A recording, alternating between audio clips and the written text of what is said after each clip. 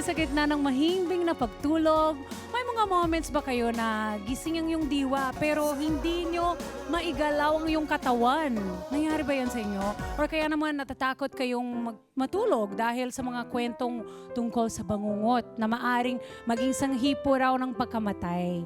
Sumulpot na naman po kasi online, trending ulit ngayon at usap-usapin po tungkol sa pagkamatay po ng actor na si Rico Yan noong March 29, 2002, back in the days, na talagang pinag-uusapan until now. At maraming ang naalarma po nung kumalat ng trahedya. Sinapit niya dahil sa tinatawag natin na SUNDS or Sudden Unexplained Nocturnal Death Syndrome or mas pamilya sa ating dito sa Pilipinas as bangungot.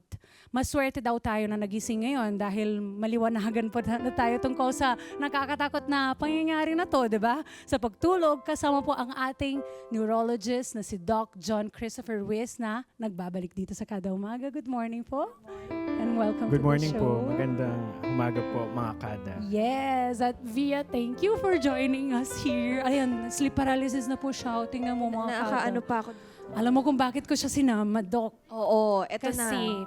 ito si Via, may mga na-experience na rin before tungkol dito sa topic natin. Pero bago nating pag-usapan yung nangyari kay Yes. Via, ano ba yung SUNDS or bangungot? At bakit ito madalas yugnay sa kaso ni Rico Yan? So, based dun sa words na pagkakadescribe sa SUNDS, so unexplained na nocturnal death. So, ibig sabihin na matay ka during your sleep. So, actually wala pang masyadong definite explanation about doon. Pero madami nang na-relate na disease na kasabay nun associated with the sleep, yung arrhythmias or problem sa heart. Tapos yun pala, meron pa problem sa pancreas. Or meron din yung soul, na meron lang talagang problem sa sleep. Okay. So wait, para lang sa kaalaman ng lahat, kasi we call it bangungot dito sa Pinas. And there's also sleep paralysis. Ano po ang difference para sa kaalaman ng lahat? So, maging specific lang tayo. When we say sleep paralysis, this is a paralysis of the respiratory muscles. So, ibig sabihin yun sa paghinga, pwedeng gising ka at that time, no? Pero hindi ka makagalaw. Para kang na-trap sa loob ng katawan mo. But when we say bangungot, so this was described after eating a heavy meal. So, pagkakain mo ng madaming food, tapos natulog ka, yun, hindi na nagising. Bangungot. So we should not be using yung expression na bangungot kapag buhay pa po yung tao. Tama? Yes. So, wag na natin gamitin yung bangungot po kung nandito pa tayo na to tell the kwento. Kasi ibig sabihin, kapag bangungot po, tutuloy na yan, mamamatay na. Okay? Pag hindi bangungot at sleep paralysis, you can still talk about it because you're still alive. Yeah. Okay? Ganon lang na yung difference na V. So, hindi pala tayo nabangungot? Kasi Oo, nandito hindi pa. tayo. Hindi. Thank you, God. Yes, Thank you, Doc. Thank for you, letting us Doc, know. for letting us know. For letting us know we're alive. Pero Doc, ano ang mga tao at risk dito sa SUNDS? Or may edad ba? Or kasarian? Or may genetic factor ba ito? So, sa Philippines, actually, wala pa talagang studies no, about SUNDS. But sa Tokyo and sa Thailand, nagkaroon na sila ng studies na meron talagang heart problem. So, bigyan ko lang kayo ng konting trivia lang. Go, please. So, meron tayong tinatawag na autonomic nervous system. So, si autonomic nervous system, siya yung nagkocontrol ng mga hindi natin nakokontrol na parts ng katawan natin, like heartbeat. Di ba? Hindi na natin kinokomanda yan. Correct. Pagdumi. So, for this one, sa SUNDS, after mong kumain ng sobrang daming food, na-stimulate yung parasympathetic, isang part ng autonomic nervous system. And, natitrigger yun yung heart mo, nagkakaroon ng overload ng parasympathetic, kaya siya nagkakaroon ng heart arrhythmia and namamatay yung patient. Oh. Grabe. Go, ask ka, V. Alam ko may Oo. tanong ka dyan. Kasi yun sa experience ko din, Doc, pag kumakain nga, yun nga talaga ate, pag kumakain ako, di ba, mostly sa atin talaga aminin. Pag after kumain, naaantok, sarap matulog. Naman. Ako naman, pinapanindigan ko minsan. So, minsan talaga, Doc, natutulog ako kaagad. Pero, nagwe-wait naman ako sometimes ng 30 minutes, tapos pinapadigest ko. Pero, may times kasi na sunod-sunod siya nangyayari sa akin. Pwede ba ganun pa rin yung reason or iba na? I mean, after eating a heavy meal po, mas stimulate ang parasympathetic. So para kang antok na antok, tulog na tulog. However, nalaman nila dun sa studies ng Tokyo, yung mga may SUNDS, meron din silang channelopathy or problem sa puso. Oh, So, ang okay. nangyari, lumitaw yon yung Brugada syndrome. So, lumitaw yung heart disease after eating a heavy meal na stimulate yung heart problem, lumala, namatay. Oh, so Doc, in the case of like what happened to Veer, na of course she's still here with us. Thank you, Lord. Thank you, Lord. Hindi kasi siya yung bangungot, di ba? Kasi nandito pa siya. So, ibig sabihin, is this also caused by eating too much sa sleep paralysis? Based dun sa pagka-describe ni Via, no, dun sa sleep paralysis, Opo.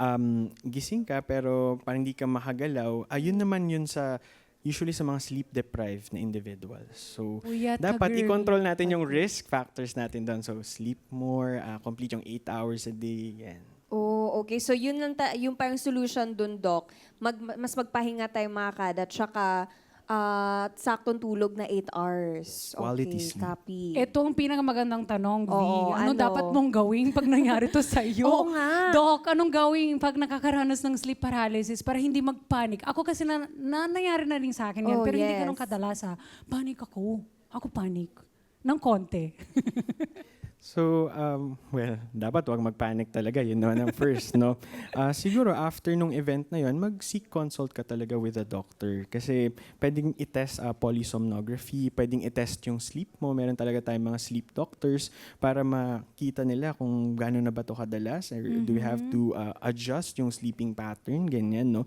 Pero at that time, syempre, wala ka pa talagang magagawa kasi ikaw lang nakakaalam eh. Sudden siya eh. Correct. Tsaka, what should we do while it's Yes. happening, Doc? Bukod sa, syempre after nun, for Oo. sure, we will look for medical Yes. advice. But Well, kasi sleep paralysis. Doc, Again, if sleep nakakatakot yung mo. If sleep paralysis, hindi nga siya, it will not cause death. So, matatapos din siya. Oh, okay. So, parang pampakalma na lang sa ating mga kada. So, kasi nauuso ngayon, parang nakasanayan natin ever since before na pag nag-sleep paralysis ka, pag hindi ka makagalaw or ganyan, ang mangyayari, mamamatay ka agad. Oo. So, hindi pala talaga, Doc. So, kalma-kalma lang, ganun. Yung sa akin kasi, Doc, may one time na natulog ako, nakakatulog naman talaga ako, kalma siya, pero parang tumitigil akong huminga. And then, napansin lang ng kasama ko din, gumaganon ako after. And then, naantok ako ulit diretso.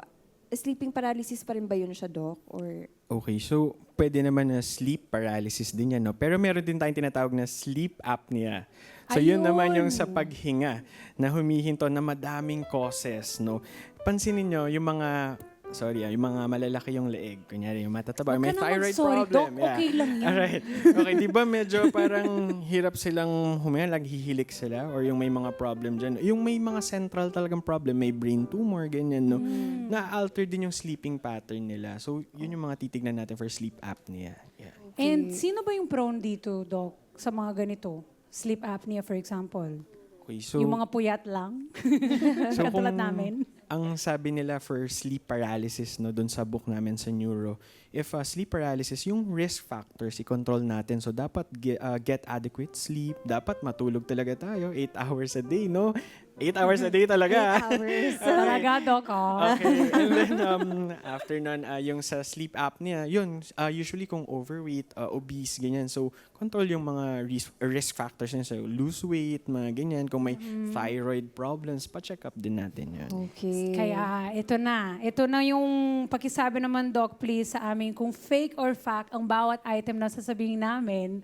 Kasi, grabe, no? Nalaman natin ngayon na hindi pala tayo pwede magtawag nito na mangungot, di ba? It's ano talaga siya? Sleep paralysis. Kaya, ang first item natin, ang paggalaw ng hinglalaki sa paa ay mabisang paraan para magising mula sa nararanasang sleep paralysis. Gusto ko yung sagot na to. Ano yun siya, Doc? Fake or Fake fact? or fact?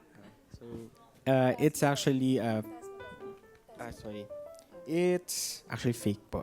Fake! Yes. Oh, why, Doc? Wala pong kinalaman yung paggalaw ng extremities doon sa pag-stop ng sleep paralysis. Spontaneous po siya magre-resolve on its own. Oo. Go ahead. Eto ba siya, Doc? Pag nangyayari siya, pag nagising ka lang, question ko lang, kailangan bang tumayo ka kaagad or umupo or pwede ka lang matulog kaagad? Kasi antok na antok ka pa rin after pag nagising ka. Siguro, pagkagising mo, kumuha ka ng good oxygen. So, ibig sabihin, sit upright. Sit up. Wag mo nang takpan yung mukha mo ng unan or something. Make oxygen very much accessible sa atin. Oh. So, hindi pala talaga totoo yung nilalaki. Nilalaban ko tulog ako, ginaganon ko talaga Yun yung nilalaban ko, di pa Di ba yung mga katabi mo, boom! Ganon sa'yo, wala! mga dito ko. Wag ganon mga kada. Hindi pala yun. Mga belief ng mga lola natin na hindi pala. Pero if it works sa'yo, nasa sayo na yan. Pero sinabi na ni Doc, hindi po siya totoo. Okay, next. Nakakamatay po ang sleep paralysis. Let's see. Mag-review na tayo ngayon. Kasi alam ko yung sagot na yan. Go, Doc. No. So, It's fake. fake. So, siguro, yun, to define again, yung sleep paralysis, yun yung paralysis ng respiratory muscles, yung mga muscles natin sa paghinga. Pero when we say bangungot or yung SUNDS, ito yung bigla ka na lang namatay during your sleep. No? Yes. So wala siyang kinalaman dun sa respiration, ganyan. It is a sudden death na unexplainable. It's like one of your most peaceful ways of going, di ba? So, Yes, so wag peaceful. nating gamitin siyang paulit-ulit. Yes. Nakakala natin. Kasi naririnig natin paulit-ulit ngayon, uy, nagkabangungot ako. True. Sorry, after a heavy meal ha. So wag natin kalimutan yung definition nila, yung bangungot. After a heavy meal, natulog tapos sa hayo. Tapos na nangyari. So, yun. iiwasan talaga natin yan. Ako po. Oo, dapat Doc, para isa itong last payo na pwede natin ibigay sa ating mga kada para maiwasan na mangyari ito sa kanila. Also, can you give us kung anong oras dapat Yes, nating, di ba, please. last kakain Oo. bago matulog? Okay. Go ahead, Doc. Okay, so again, for sleep hygiene, dapat yung pong exercise, lahat ng mga workouts or yung pagkain, wag natin ilalagay ng 3 hours or near the sleeping time. Dapat mga 3 to 4 hours before sleeping time. Wow, super mali ang ginagawa ko. Kasi if kakain ka pa, mag-exercise ka pa sa gabi, madidisrupt yung pag-iisip, yung Circadian pagtulog. rhythm mo, Yes, yes. Sa circadian naps din rhythm. ba, Doc? Ganun lang din? Bawal matulog ka agad? Ilang oras ba bago? Pag gusto mo mag-nap after kumain? Ang comment nila actually sa naps, dapat daw wala tayong naps sa tanghali. Kasi ang kailangan natin is quality sleep. Hindi natin kailangan nung madaming poor sleep, yung nakatulog lang 5 minutes, gising ulit. Kailangan mo yung isang mahabang sleep. That's what you need. So, Yun. Okay, copy. Antukin pa naman ako. so again, Thank you. Thank you so much, Doc. At para naman sa mga gustong mag-consult, saan ka ba nila pwede makontak, Doc, sa mga hirap sa kanilang health sa pagtulog? At saan ka pwede puntahan, of course? okay. So, nasa Cavite lang po ako, sa Imus, sa Tanza, sa Gentry, and sa Bacoor. And can I do a shout out po? Yes po, Doc. Okay, so shout out po sa lahat ng healthcare workers na despite sa crisis natin na kinakaharap ngayon ay lumalaban pa rin para sa Pilipinas. Thank you. True. Yes. Thank you, Doc. At ikaw din, maraming salamat sa iyong presence dito sa ating show na lagi po kayo very thorough sa pag-explain. Yes. Thank you. Kahit natakot na ako sa 50-50 nating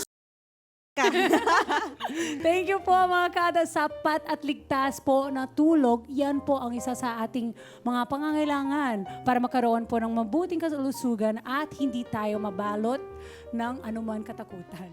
Let's get together. Sunday 25. Sunday 25.